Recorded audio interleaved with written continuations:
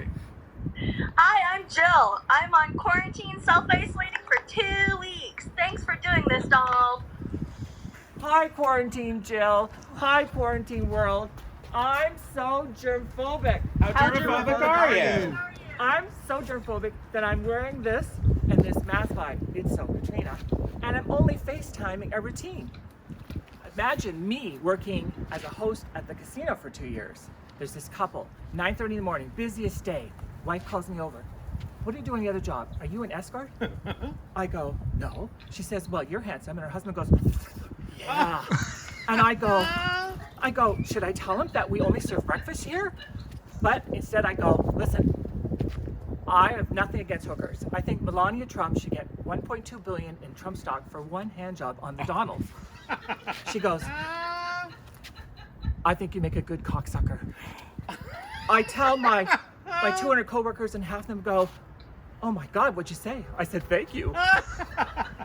The other half said, weren't you offended? I go, no, I would have been offended. She said, I don't think you make a good cocksucker.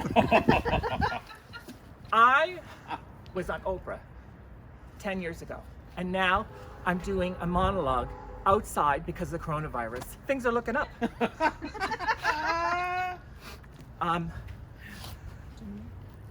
Gentlemen.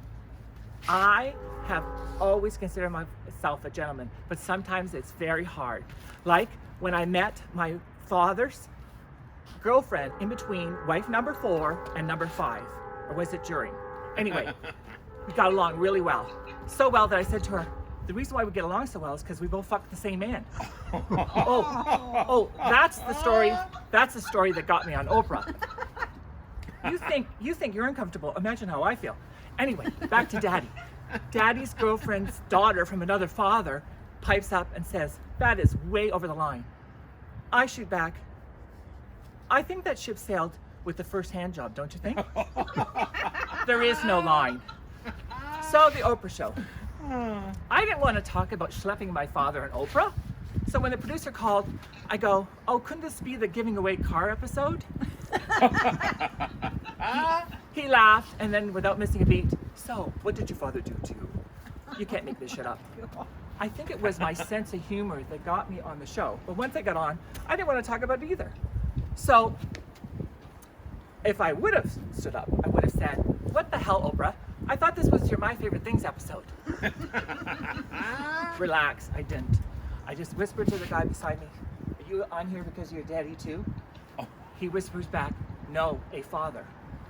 A priest. Brother, what we had to do to get on the Oprah Winfrey show. Speaking of priests, my father was a minister.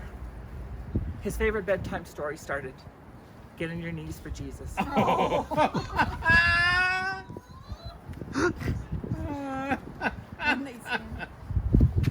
Now, is it surprising that I didn't have a one-night stand till I was 30? Of course I didn't. Unless you were related, hands off was our family motto. So, my first one-night stand, I'm vacationing in Cape Cod. He was a stand-up comic. Of course he was. Was he funny?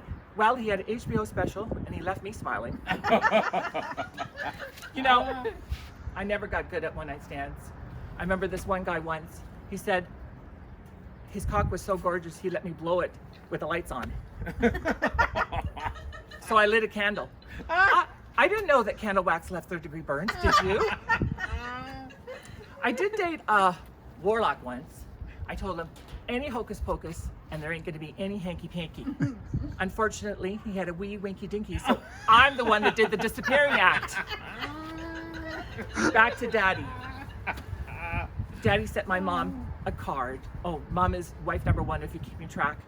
And it said, roses are red, violets are blue, boy am I glad to be rid of you. But Daddy did put in a check for child support, $1 for 4 children. I think that's why my friends call me cheap, or as I call myself, thrifty. In fact, I'm so cheap. How cheap are you? I'm so cheap that when I went to Goodwill to buy a 25-cent book, I asked if I could use my 10% discount card. But cheapness had nothing to do with why I wouldn't buy porn. How could I buy porn when I was a Christian?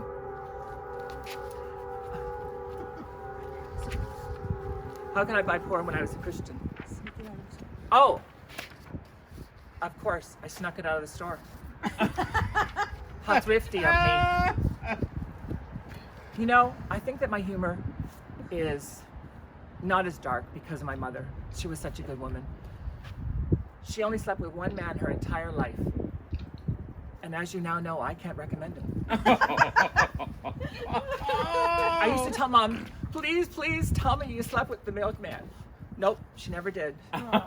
But I did. I wonder if Oprah would be interested in that story. Thank you, Jill. Thank you, London.